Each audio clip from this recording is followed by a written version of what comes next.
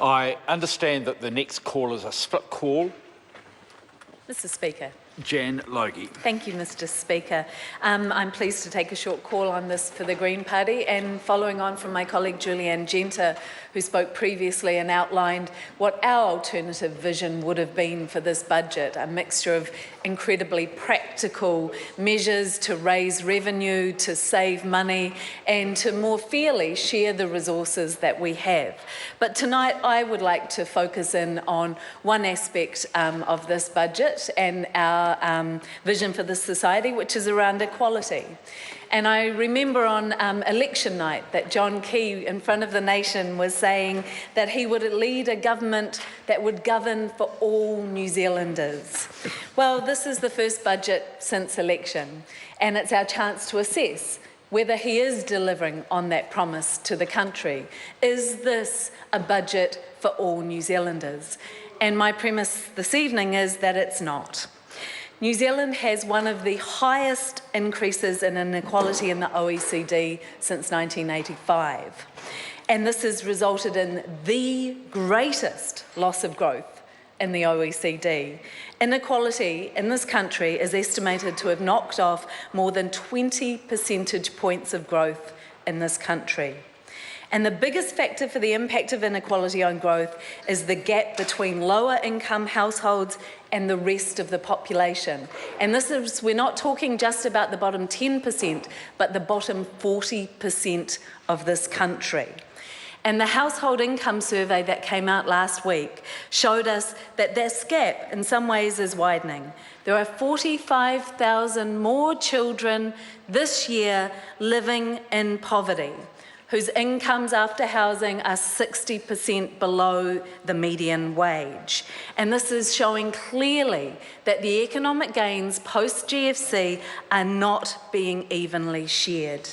That report also showed that after housing costs, income poverty rate for older working New Zealanders, those aged between 45 and 64, those living on their own, have trebled since 1984, between 1984 and 2007, and that those rates since then have remained high, and is second only to sole parents in rates of poverty in this country.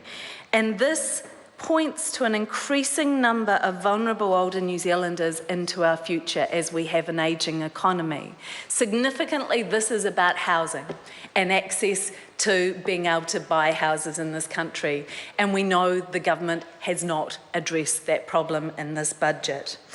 And also, we see the counterbalance of this struggle for the bottom 40% of the country.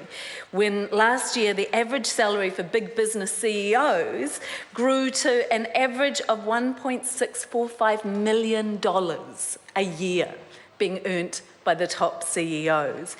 And 11 executives, at least in this country, are now earning over $2 million a year. So we have a group of New Zealanders who earn more in an hour than the full-time minimum wage workers can earn in a week and a half. And now in this country, 50% of New Zealanders own less than 5% of the wealth. And average debt per household in this country is massively increasing. I've been hearing the government saying that they're pulling that back.